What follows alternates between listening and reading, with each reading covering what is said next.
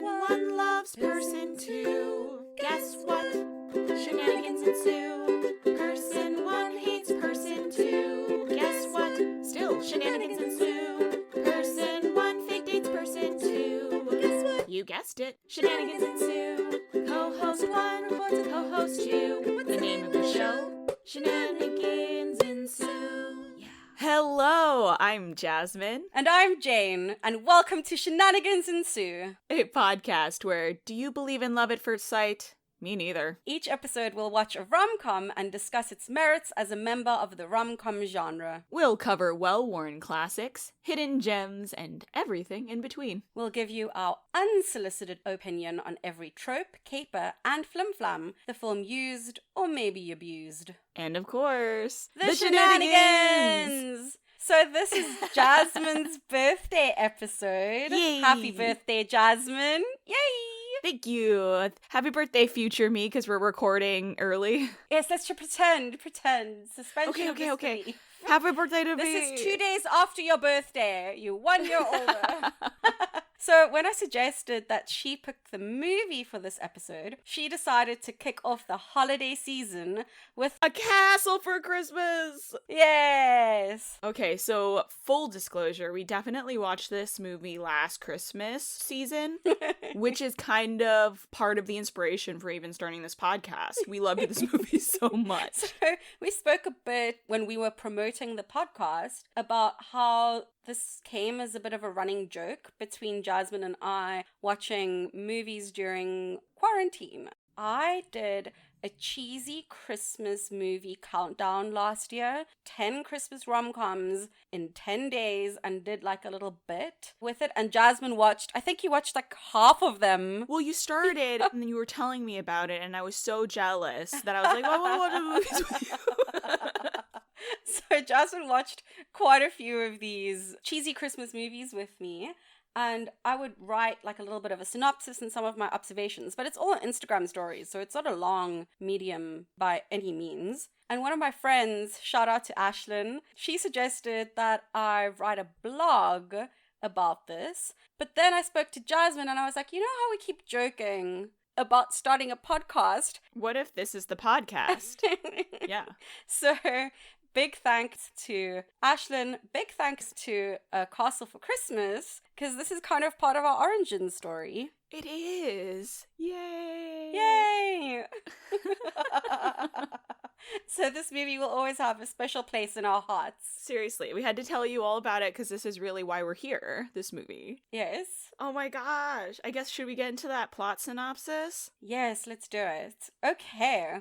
Sophie is a best-selling romance author, but is facing major backlash after killing off the romantic lead in the latest installment of her book series. She escapes to a small town in Scotland where her father grew up. There she meets the curmudgeonly Duke, whose name is Miles, who is facing pressure to sell his family home, which happens to be a castle, but a castle in serious disrepair. Sophie falls in love with the castle and wants to buy it. Miles agrees, but hopes that he will be able to drive her out and keep her non-refundable deposit before the sale goes through at Christmas. Shenanigans ensue.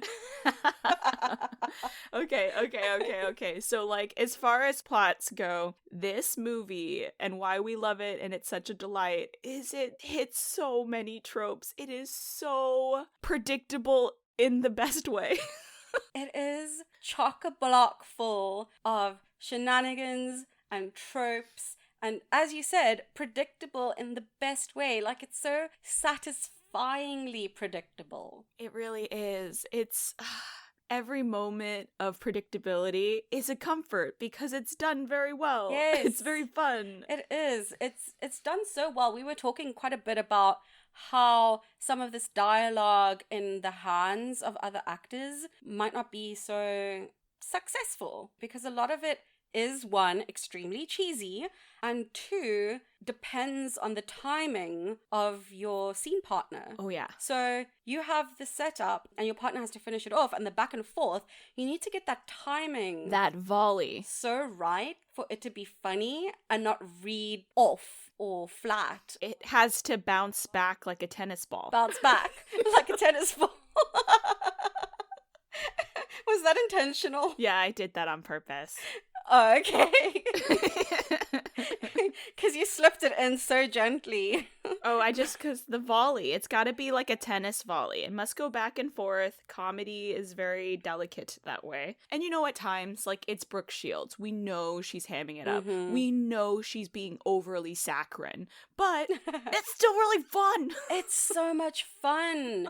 And so some of the lines, it's like really held back and a soft delivery, and some of it is more forceful and leaning into them, like getting at each other. So knowing which lines to do that for is also really important, because if you're going hard on every one of the lines, then it's not going to have that nuance and humor either. It's true. And I think that's helped by the location. A New Yorker, like not just an American, but a New Yorker in Scotland with, you know, the differences of humor. A lot more dry, deadpan. Yeah, dry. A little bit darker as well. I love that comedy. Yes. I'm really into it. And so her being a little more over the top and him being a little more reserved and pulled together, the play back and forth between the two is really enjoyable. It is. It lends itself, and we'll get into tropes now, but to the sunshine and grumpy trope that we're dealing with. Ooh, yes. Okay, let's list those tropes. Yes. So,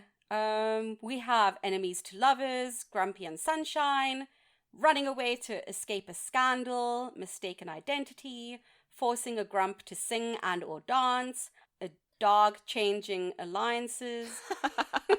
The dog changing alliances. I didn't know that was its own trope. It so is. A fake out kiss, someone reading or listening to watching something important to the other person, all in caps, montage, Love a montage. grand gesture, horse riding, and throwing something at a window to get the attention of someone. Oh my gosh, some of these I don't even realize are tropes, and it makes me laugh so much because they're so good. So let's get into these tropes. Okay, well, obviously enemies to lovers is obvious. We've recently come to the discovery that Jane and I are somewhat partial to that one for some reason. We've ended up loving those movies. Only slightly. We'll see. Maybe we'll have one that we hate. Yeah, maybe. And this is also not something that I've been consciously aware of as a trope I enjoy, to be honest. It kind of emerged. We just looked at the stats. Yeah. And the stats don't lie. Upon review, we noticed this statistical anomaly. A trend. So, we'll move on to Grumpy and Sunshine. So, Grumpy and Sunshine is actually, like, super fun in this. Mhm. And, oh gosh, she's too much sunshine. Let's just get that out of the way right now. She's supposed to be a New Yorker. Yes, she's no New Yorker. She's acting like she's from and LA. she's supposed to be like a born and No bred offense, New LA. York. Or maybe offense. Yeah, maybe. You always mean your offense. I know. But she's supposed to be a born and bred New Yorker. Yeah. Who is this person? And even the New She's so Yorkers sunny. that I didn't know were born and bred New Yorkers that are maybe a bit softer on the outside, don't have an accent, certain things like that. Once you get to know them, you're like, oh yeah, this is a New Yorker. You know what I mean? And so I feel like you see it in her weird rant when she kind of like snaps. That's kind of in the spirit of it, where I'm just going to tell you the truth and you're going to deal with me. But it's not really, Look, you know. New Yorkers get a bad rap for not being friendly or helpful, and they're just in a rush. Yeah. There's like the best way that I ever heard it said is that New Yorkers are kind, but not nice. And people from LA are nice, but not kind. Yeah, oh, that's a really good And explanation. so for me, I've really internalized that. And I'd rather have someone be kind. You don't need to say it nicely. I just need you to have my back. Yes. Help me find Union Square. Walk with me, and talk they'll be with like, me. yes. Anyway, the whole point being is that she is way too willing to engage with people, to like make connections. New Yorkers mind their business. Like for real mind their business. Oh, but I kind of disagree with that part. Do you mean like in the hotel? Well, just with people in the town in general. I would argue that New Yorkers are very quick to have a conversation with people. It's just that I don't have any expectations of that going anywhere. But you see, she forms relationships. I don't know. To me, it struck as odd, especially because she's famous and people recognize her, I think that she'd be even more reluctant to engage. Maybe it's her expediency towards friendliness, but honestly, too, I think a lot of that has to do with the fact that people treat her like a person, and that's probably refreshing to her. Yeah. Immediately upon going in, Maisie, who owns the inn, or does she just work there? Not entirely sure. Yeah, and so Maisie is immediately like, I'm so glad you killed off that main character. I know the Yes. entire world hates you for it, but he was the worst, so thank you. I think you're right in that sense, in that they understand her when she's been facing all this backlash for killing off this character. I love that. I love that she's able to have these fun little connections, because I find myself doing similar engagement with random people when I go places, but I'm also not staying there long term, so there's no expectation that it's going to go anywhere. I think part of it is that, like, here in South Africa, and so I'm comparing my experience between living here and living in the States. Like, here people are so ready for a fat chat about anything. So I think I'm comparing that to how I found it to be quite different in living in New York. Cashiers will so easily just ask you, oh, I see you buying this. What are you cooking for supper? Or whatever, you know? Oh, yeah, that's not a thing.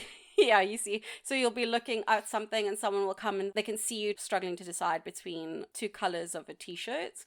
And someone will say, oh, I think the red will match you better. I literally made friends with someone in my neighborhood when I went to do a COVID test, because I have to test twice a week for my job. And I have to wait and fill out the forms. And I'm talking to the woman who's about to do the test. I'm talking to the guy who's just like hanging out. Got to know them a little bit. I saw him a couple days ago. And so we stopped and said hello to each other. Aww. Yeah, like I'll do that with people. The understanding is that neither of us is on a rush currently. It's like the same way I'll do that at a bar. Yeah. I would not do that in the grocery store line. You pay and get out of the way. No, you understand the situation that you're in, and it totally makes sense. When I came home after being in the States and I went up in a restaurant and I asked where the loo was, and I had to sort of slow myself down and remember, oh, right, I'm in Cape Town at the moment. We have a bit of small talk first. I'm not in New York where it's like, get the information and go. So it requires adjusting a little bit. Anyone who's lived in New York for any period of time and has embodied that has a story like that. It's very, very funny. It's always a delight to me. Anyway, we were talking about Grumpy and Sunshine, I believe. So aside from the fact, you know, we question how sunshiny she is, it's still a really fun trope. Yeah, it's interesting, isn't it? He portrays as a grump, but he's really, really such a good guy. And she keeps insisting that everything's fine and happy and hunky-dory. And she's genuinely suffering. Yeah, she's going through a really hard time. It's interesting to watch it play off of each other. Yes. It's such a fun dynamic. Which leads us very well into running away to escape a scandal. She's, you know, going through a really messy, pretty public divorce. Yes. And backlash from killing her character. As a result of the divorce, making her disappointed. Yes. And I think how they set the scandal up, like, it was believable enough for me. I've seen how upset people get over their favorite characters being killed, and sometimes the running away to escape a scandal seems kind of arbitrary, but to me this one made sense. She's a very well-known author. This is happening on the Drew Barrymore show. Sometimes these things can be incredibly far-fetched. How is this person going to go live away for a month? But she literally can work remotely. Yes. You know, she's just typing and she can be in contact with her editor. So it makes sense. Yes, and what also makes sense is that they build into her backstory that her dad's family used to live in that town and that she'd been meaning to go with her dad for a very long time. Yeah, this loss of sense of self, this confusion, the upheaval she's thrown her own career into by killing off a character. Ultimately, it's a choice she made. Yeah, she did. And she declares that they can be happy that it was a painless death. I know, which is so funny. She loses it a little bit, but listen, we've all been there. No judgment. And it leads to a very funny callback when Miles looks up the video clip of how she's violently describing how she could have killed off the character, and he gets up and goes and locks his bedroom door. I thought that was a very funny callback. I didn't notice him get up and lock the door. That's really funny. I wasn't paying attention. Yes. That's so good. You know, Brown is her married name. She's been using as her pen name. She ends up exploring her roots, and ultimately her McGinty ancestry was very important to this growth moment in her life.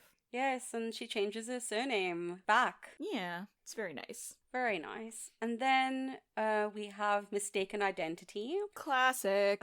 And so much fun. So many princes and royalty pretending to be commoners. I don't know Yes. why we keep doing this. It's so dumb. But it's so much fun. We're having a resurgence of people talking about like Princess Di because of the issues the royals are currently having. Ultimately, we all know that that's not a fairy tale that you want to aspire to. Don't marry No. royals. But here we are with the Secret Duke. I love it. I'm so hyped. Some people argue that it's a human rights crime to be born into royalty because I mean, you're just like captive. when you look at the facts, yeah. But at least he's not a well-known royal. He's just a part of the aristocracy. So not as bad as a prince. Yeah. She's not having to like be in the spotlight really. No. Any more than she is as a famous author. Yeah, a dukedom. What do you call that? A duchy? Is that the right one for duke? I have no idea. Back to Mistaken Identity. Sophie arrives at the hotel and Miles is busy with some sort of handiwork. And then when she goes to the castle, she sees him again. And Sophie says to Miles, "Oh, you work here too?" Because he's in his overalls. Oh, and this leads to like a running bit where Miles offers to give Sophie a private tour of the castle. And Sophie asks Miles, "So who owns the castle now?" And he says, "Oh, some royal ass." Yep. And then it's later revealed that he's the some royal ass. I am obsessed. It's really fun. He goes all over town just helping. And it's really nice. They establish that the town is in a large amount of debt, something to do with the farmlands being over leveraged. Yeah, something to do with how Miles's father bankrupted the estate somehow. Yeah, and if they lose the lands, then everyone loses their homes, essentially. So he literally just goes around and makes sure that things are kind of taken care of the best he can, which is sweet. It's just so lovely. Yeah. What a sweetheart. And what I also enjoy about how this trope was executed was that it didn't drag on for too long. It was also clear why he was hiding his identity, but he didn't try to extend the ruse, shall No. we say. Like, it's resolved pretty quickly. Oh, we talked about this once. Yeah. Where you mentioned something like you're supposed to reveal something big at like minute 20-ish or something. Oh, yes. I wonder if that was the minute 20. They don't give you any of her backstory aside from the interview, Mhm. which is lovely. I'm actually a big fan of that. I think that knowing how they break up isn't important to this story. And so just being like, it was a messy breakup. She killed a character because she was heartbroken. She probably shouldn't have done that. What's done is done. I'm going to go on the show and I'm going to have a breakdown. I need to leave and escape. And that all happens in 15 minutes. Yeah, you may be right. And so, like, his reveal is very, very early on. Their tension and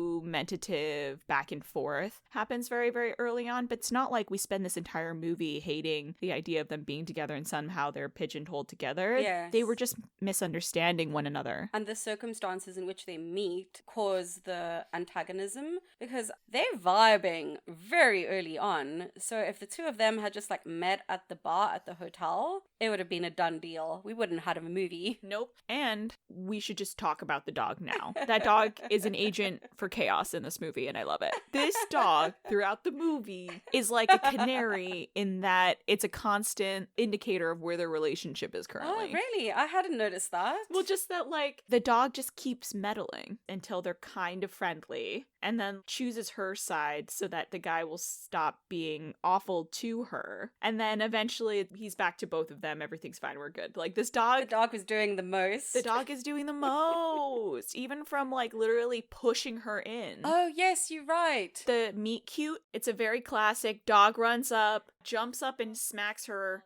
and then she falls into his arms. Mwah, classic. That's one of the cheesiest tropes, Yep. and I approve of it every time. Every because time. It's just so funny. Everyone knows that it's dumb, and I love it. It's just one of those tropes that I'm always behind because it's stupid, and we all know it's stupid, Yeah. and it's just delightful. Yeah, I'm not here for great art. I'm here for some joy.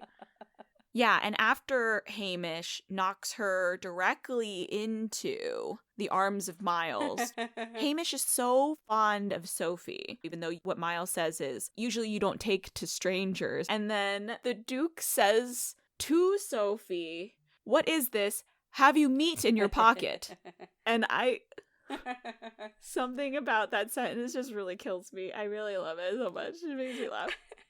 Then another one of my favorite tropes is forcing a grump to sing and or dance. It's one of my favorite tropes. Is it really? Because first of all, yes, it really is. I think You didn't like it in 13 going on 30. no, because that was the flash mob aspect of it. Oh, okay. It wasn't the Mark It's the group Ruffalo dance. aspect of it. It was the group dance aspect of it, I think. Okay. But you're right, I didn't. Yeah, no, that's interesting that you're bringing it up like that. I like this trope primarily because of Patrick Dempsey and Amy Adams in Enchanted. That is my favorite execution of this trope, and I really enjoyed it in this movie as well. It is really good. Because 9 times out of 10, the grump can sing and or dance. Yeah. They just choose not to because it's not cool or they're not participating in this activity.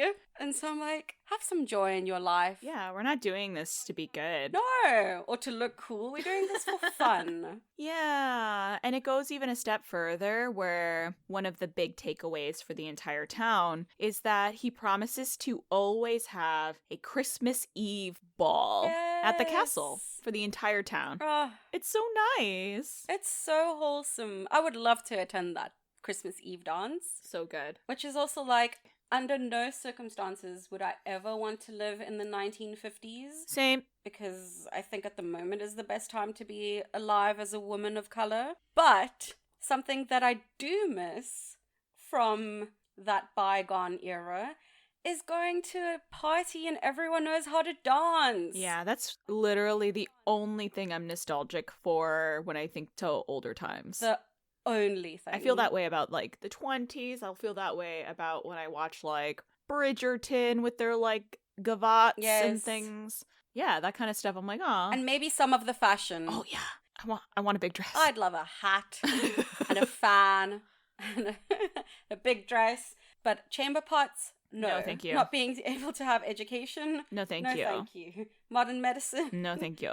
bigotry, Mm-mm. yeah. But dancing, pair Dancing. dancing and going to an event and everyone knows how to Ooh. dance, yes please, sign me up. I'll pretend that's the only part that existed if I can wear a costume. Yes. So are there any other of these tropes that you want to head on, or do you want to move on to the shenanigans? No, Oh, we have to We talk have to about hit the montage.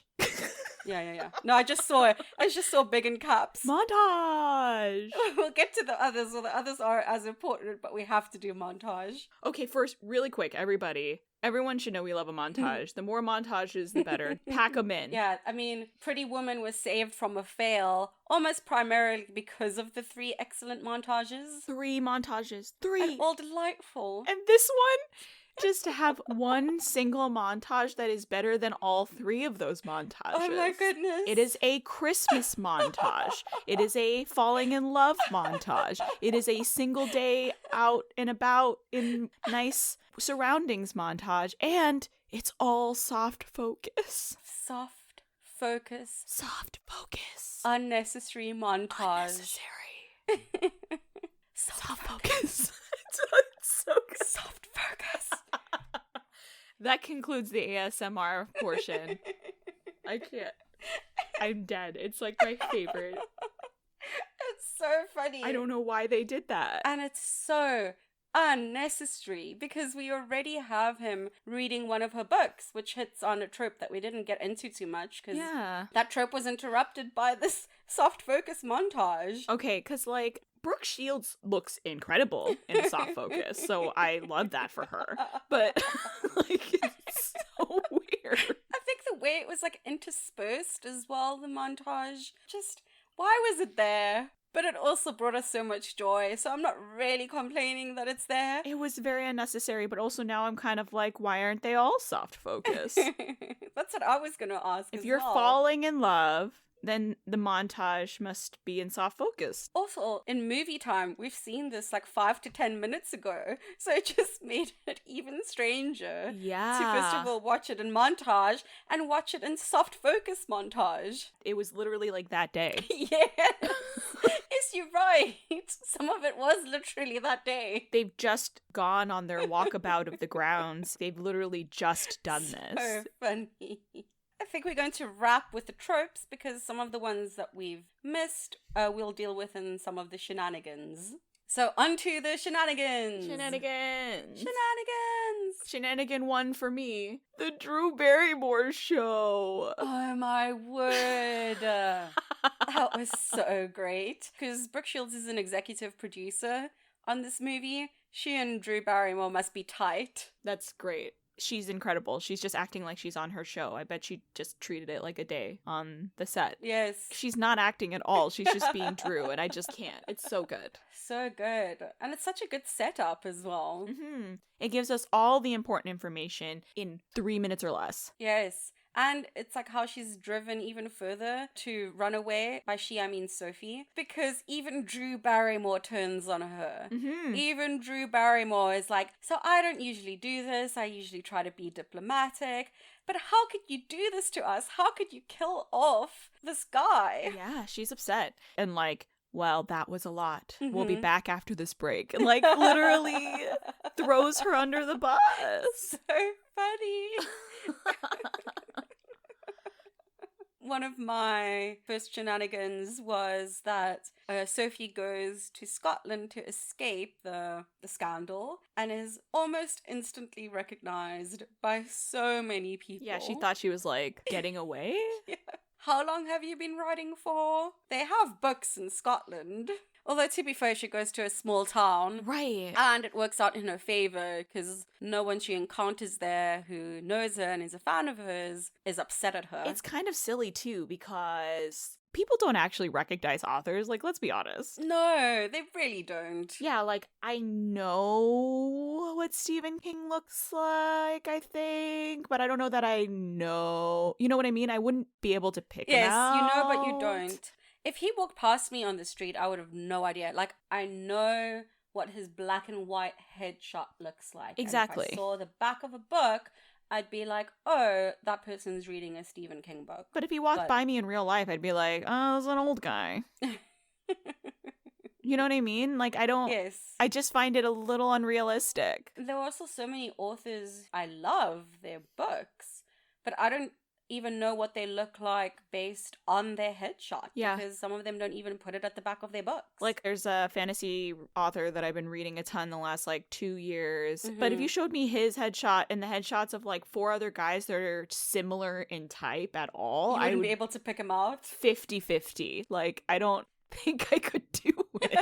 So, yeah, it's just, like, one of those things, and I just don't really understand all of that. But Movie magic. we're going with it. Yeah, we're rolling with it. I also have another one really early on that I was really pissed off about. Yep. You can't throw popcorn in a New York City apartment and not pick it up. I didn't even notice this. I don't care how mad you are.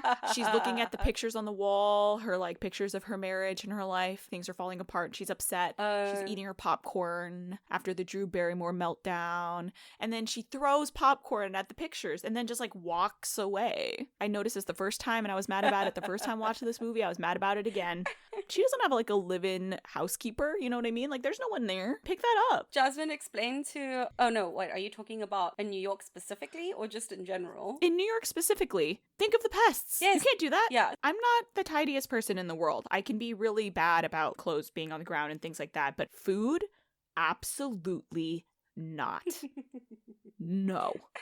You can't. Maybe Jasmin, she walked past the things on her way to get a dustpan and a broom. Maybe that's what she was doing and we just didn't see it because it wouldn't have been compelling in terms of storytelling.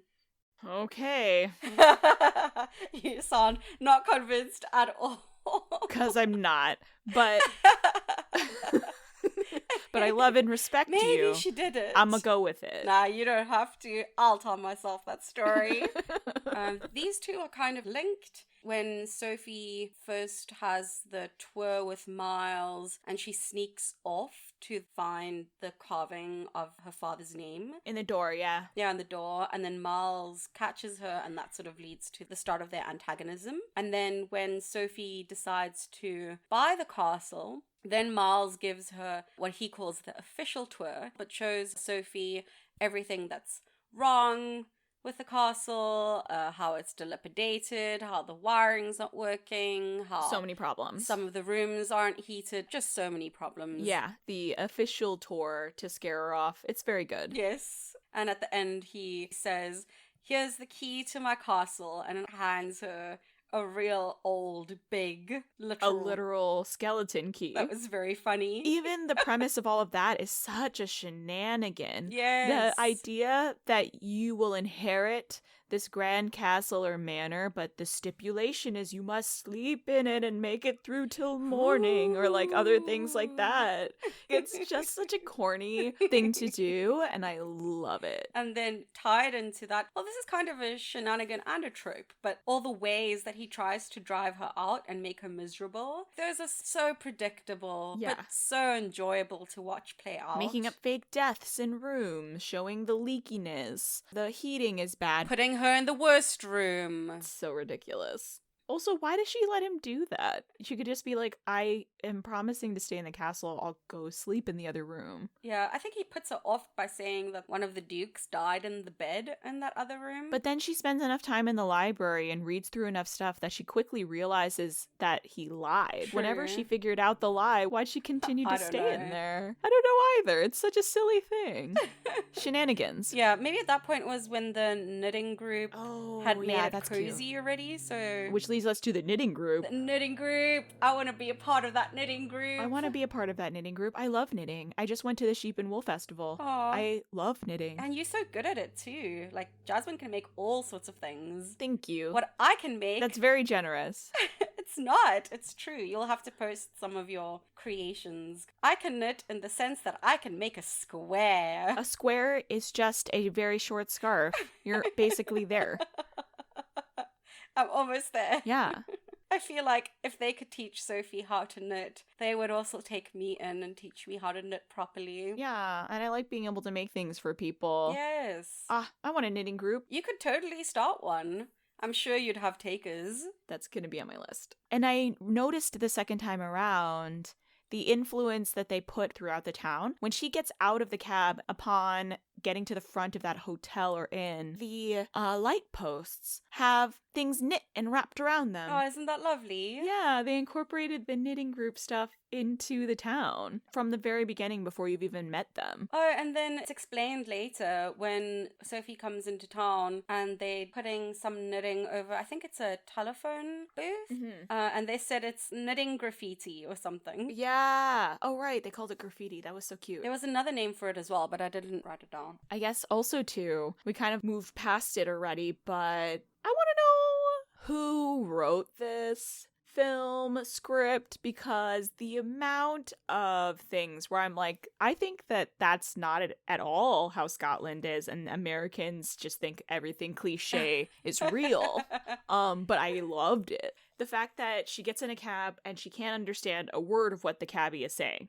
We start to understand him more as the movie goes on, which I also think is a shenanigan, that they had him lighten the accent as it goes on to Yes. give the audience the feeling of becoming part of the community and starting to understand a bit better. But I was like, I don't understand anything he's saying. I think you're a lot more generous than I am in your interpretation of that, because I thought it was just like the trope, which I'm not a fan of. I just don't find it funny when someone can't understand someone else with an accent. And then, as you say, she later understands him until the plot calls for her not to all of a sudden understand him again. It irritates me. I think this one's really funny because it's just English, but it's so heavily accented that, did you understand what he was saying at the beginning? Because I genuinely could not understand a word coming out of his mouth. I don't think you meant to. I think that's the joke.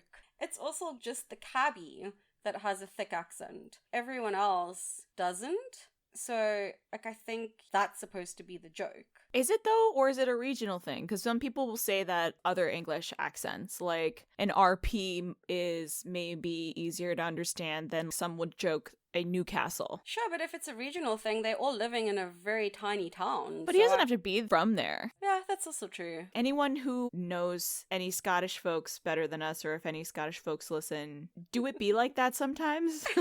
I don't know. Can you help me? Is it that thing? And I also just like love the cliche of some of it. Like, if I were gonna reach for Scottish sounding things, I would be like, "Whoa, haggis. Hamish." Like, the damn dog's name is Hamish. Are you kidding? Hamish? That's like such a. The dog's name really sets me off. I think it's so corny. It's like an American for me being like, "Oh, that's my dog. That's Fluffy." Rufus. Oh, Rufus is good. What other shenanigans did you want to get into? Well, this is again from Hamish being an instigator. But I'm also going to call out Sophie for just trusting this dog, that he'd understand her when she's like, "I really want to make a cup of tea. Hamish, where's the tea?" And she follows Hamish, who, being a dog, takes her to his owner, Yeah. who is enjoying a bath. So Sophie sees Miles in the bath. But we know Hamish did it on purpose, because when she goes, "Hamish," he covers his face with his paw. And Miles totally runs with it, and he's like, "Well, you there, you may as well, like, fill up my glass with whiskey." Yeah, there are no bubbles in that tub, by the way. That's sexual harassment. That was a clear bath. I saw it. And then more Werewolf shenanigans. Miles and Thomas are running tours of the castle to try and bring some income in, and they have a gift shop going, but none of it is really going very well. And so Thomas is giving a tour, and they end up in the library where Sophie's writing, and Sophie's recognized again. Yeah. And she ends up giving a tour of the castle, and it's really successful in terms of that people go to the gift shop and buy things, but Sophie doesn't have all the history done quite well, so like Thomas has to find ways to give her bits of the correct information, and she gives it back. And after the tour, Miles comes up and says to Thomas, "Well, she's good with the peasants." And I was like, are you kidding me? I know that he doesn't actually feel that way about the hierarchy, but No, that's a he's really being funny dry. thing to say. That was a fun shenanigans. I liked that one. I like that Yes. Thomas is trying to actively get them to see that they're good for Yes. each other too. Thomas is great. He's very invested in their relationship. And he tells Miles when he's being an idiot. Yeah, and I'm also very invested in his own side relationship that he has with Maisie. Yes. Oh, that's a delightful side relationship. Sometimes it feels so shoehorned in, but it's done so well. They have like a little history going. They have like a really nice resolution, and I thought that was done really well. I think the writer did really well by all of these side characters. Yes. I think that they're basically all given very satisfying plot points. The young woman gaining confidence. We've got Angus speaking and dancing by the end. Yes. All these characters get their own small resolutions in a really lovely And way. it's really well done, and it adds to the plot as opposed to like drawing focus. Right. It doesn't feel as though you're adding extra exposition or anything. Like, No, it doesn't take time away. yes, they feel like real people. They And do. why can't they all do this? Yeah, I was much more invested in them as people than as friends. Yes, definitely. I felt like I knew their personalities, which can be hard to do in a very short amount of time. Since we were on it really quick, that young woman, I'm forgetting her character's I name. think it's Rona. But Jane doesn't remember this from the first watch, and then she did it again after we watched it again, and I was dying. So she's very unhappy with the dye job. She gets these green streaks that do not bother me at all, but Jane brought it up both times, having forgotten that she was upset about it the first time. Listen, it's not the green streaks specifically that I am opposed to. I am opposed to the uneven distribution of the green streaks, and Sophie supposedly knows what she's doing. Okay, so to give context, Sophie says she grew up in a barber shop because her dad used to do hair, and so she does a little like zhuzh for all of her friends in the knitting group. And everyone looks great, except for... Do they, though? Well, not great, but like... They're not good. Maisie's hair looks the best by far. Yeah. And then it sort of just declines from there. But what irritated me so much about these green streaks was, first of all, I thought she was going all out green. And then it's like, okay, fine, you're not going all out green, you're just doing a touch. Well, I'm going to take screenshots. But the fact that the streaks were unevenly distributed... She already sent me pictures over a text. I sent Jasmin of a bunch of hairstyles with green that are better. Like, she was like, see, I'm just saying. I felt very strongly about this. And I sent Jasmin, I'll actually put the pictures up on stories when this episode comes out. But there were options, right, Jazz? I sent you a full head of hair in green. I sent you different shades in green. I sent you green tips. I sent you... Yeah, an ombre. Yes, I sent you green streaks evenly distributed. It was so distracting. I was so angry. I can't believe that I forgot about this. I'm dying because you did it both times. You were equally incensed the first time too, I promise. Jasmin was like, you spoke about this the first time. So I said, okay, we'll speak about it on mic. I won't subject you to a rant about this 3 times.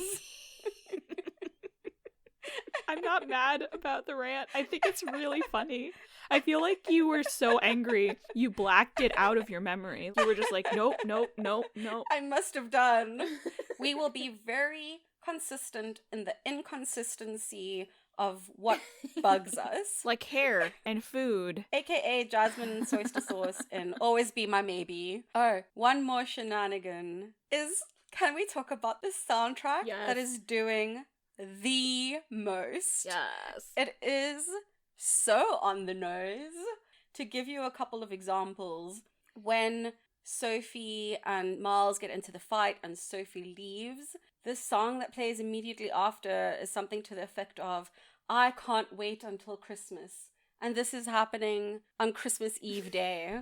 Like, it's that level of on the nose that the soundtrack is serving throughout the entire movie. Yeah, much like my giddiness when they break up in Pretty Woman and they play It Must Have Been Love, but it's all over now. It's that level of corny on the nose. It's that to a 10. The part where they're about to like sleep together, the song that plays is I'm going to risk it all for Christmas.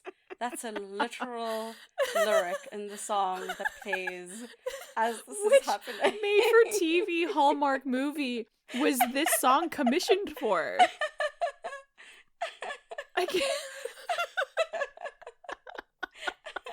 It may have been this one. I don't know. Oh, so good.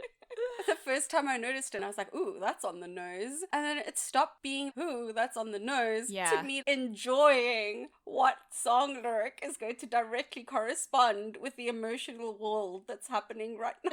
Because I know it's going to be on the nose, and I know it's going to make me laugh. Oh, it's so good.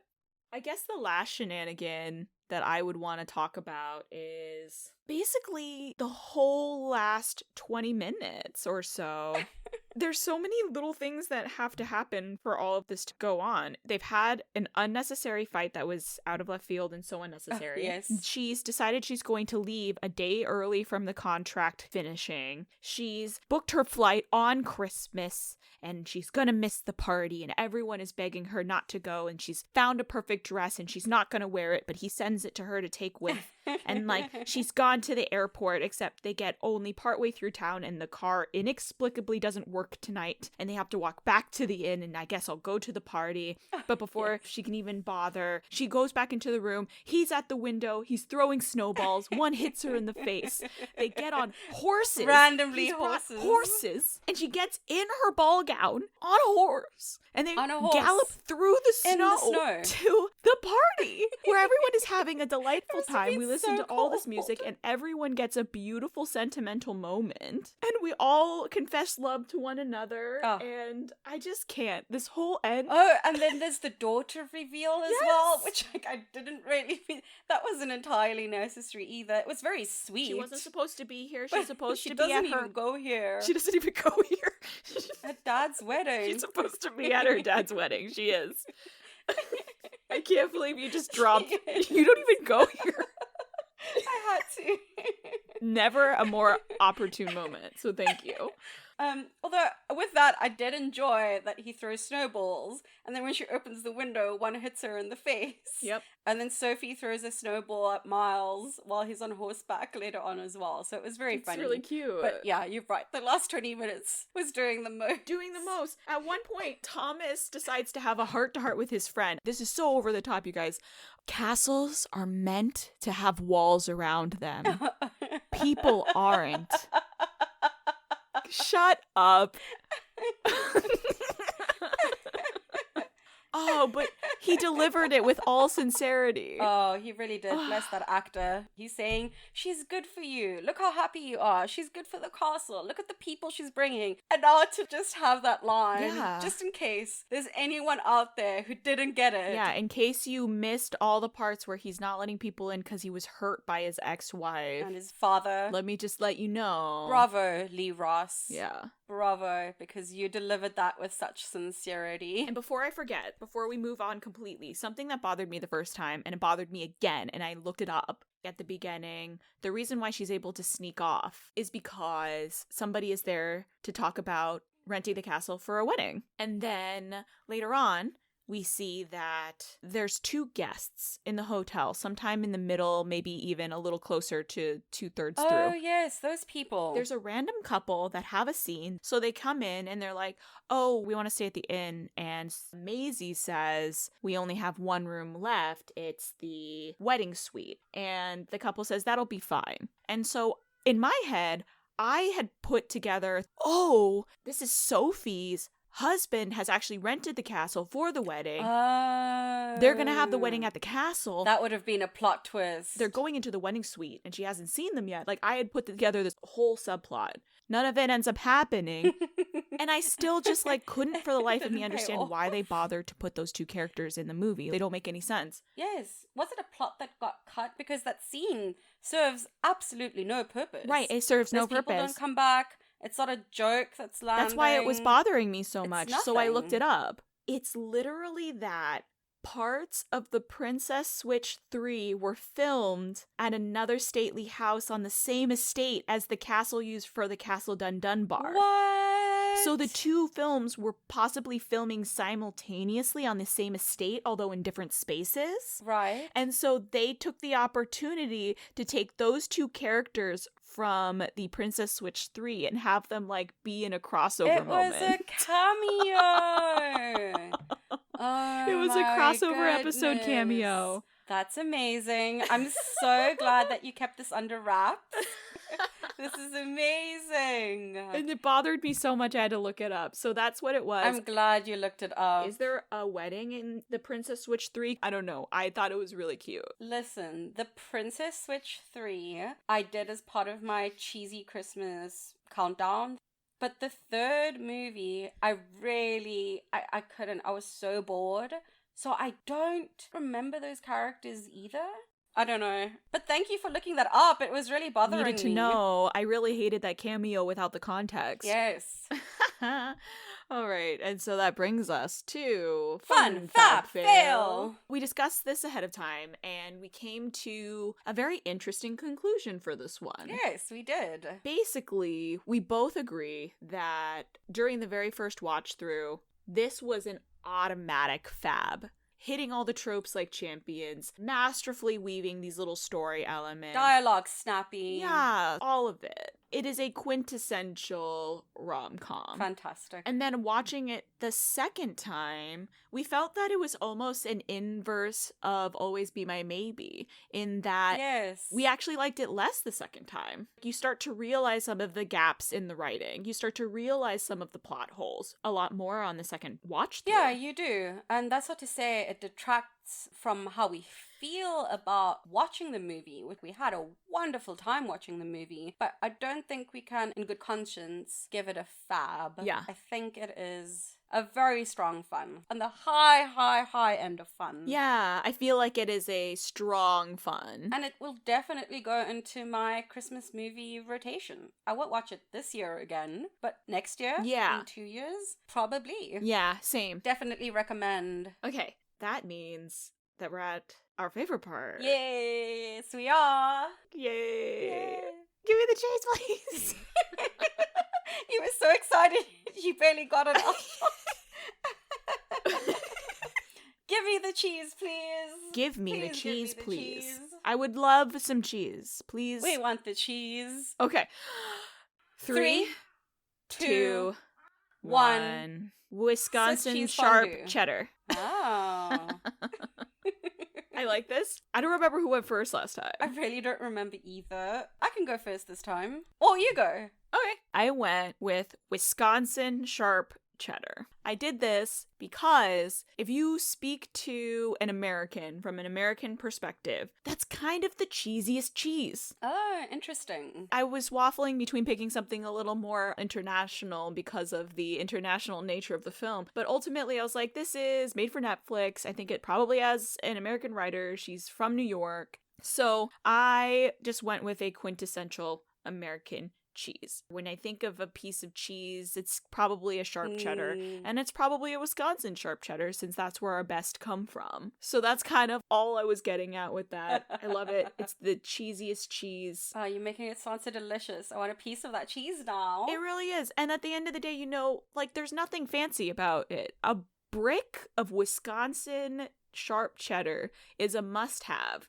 in so many American households. It's a thing that's weird to other countries. Like, they actually think it's weird that we have bricks of cheese in the fridge, especially like cheddar. But like sometimes you need a little umami right before bed, and you're like, I'm gonna have a big old bite of this cheesiest cheese because it's comforting. Now I'm just picturing you going to your fridge and grabbing a brick of cheese and taking a literal bite. I'd do it. I would do it. If I lived alone and wasn't beholden to other people wanting to eat that cheese, I would do it. That I believe. So tell me about the Swiss-specific cheese fondue. Why I chose specifically Swiss cheese fondue is because when I first heard about fondue, it sounded so amazing, you know, in theory. What could go wrong? Turns out in practice, quite a lot can go wrong. The one and only time that I've had fondue was not very pleasant. It was like this synthetic-y, very, very yellow, not that great tasting cheese. Oh no. All the ingredients, like the breads and the things to dip in, dried out. People were double dipping. A fly flew into the fondue. No. Like, it was just not a great time. The same way I feel like with some of these Hallmark movies, you can have not such a great time, you know? Yeah. In the wrong hands, things can really go wrong with a movie of this caliber of cheese. But then, I didn't know this about fondue, but it's actually Switzerland's national dish. Like, the traditional sense of preparing fondue, it's specifically with Gruyere, is that how you pronounce it? Gruyere cheese? And wine. I've pronounced it Gruyere. I don't know. Gruyere. I've never been able to pronounce that name of cheese. Gruyere. Yeah, it's the French onion soup cheese. Sure, that one. And so they specifically use this cheese that I can't pronounce and white wine. And there's a very specific way to do it. And it sounds amazing. And it's turned me back around in wanting to try fondue again. Oh boy, when you come to visit me, I have the fondue places. I'm so sorry you had bad fondue. I know where to go. Yes, I'm excited. Okay. Shout out to Kosh Kaval Garden in New York City. When this kind of cheesy movie is done correctly, it can be amazing. Also, Gruyere, it's a little bit sweet and a little bit salty, the way we have the grumpy and the sunshine between the two characters. And also, fondue at its core is supposed to be a group activity. And the way that you really need, in this movie, your scene partner to be keeping the ball up in the air with the lines means that this movie is also very, very much required to be a group activity for it to succeed. Mm-hmm. So that's my specific cheese, Swiss cheese fondue. Oh my gosh. I almost regret doing the cheese last this time because I feel like this movie rating should now be changed to a fun do. Oh my goodness. I didn't even think of that. Show rating, sharp cheddar cheese fondue. Yeah. Let's go. I'm so disappointed in myself for not making that connection. And I love a pun. You know I love a pun. I know, I just got there. Don't worry. I'm glad you got there though. Well, there you have it. That was our cheesy discussion of A Castle for Christmas. Let us know your thoughts on the movie. There are so many shenanigans in this movie, so I'm sure we missed some. Please let us know any shenanigans we've missed. Yes, and you can also follow us on Instagram at shenanigansensue.pod. Or, if you have more long-form thoughts, we're gonna get it right this time, you can email us at shenanigansensuepod@gmail.com. We did it. We did it. Yay. We hope you'll join us next time. And until then, come on, warrior woman, speak to me. Bye. I really appreciate that Brooke Shields is always wearing sensible shoes. Like, for the majority of the movie, she is not in heels. I agree with you that it's a sensible shoe in that it's a flat, but you're in Scotland. It is too rainy and muddy. Those flats don't have enough coverage.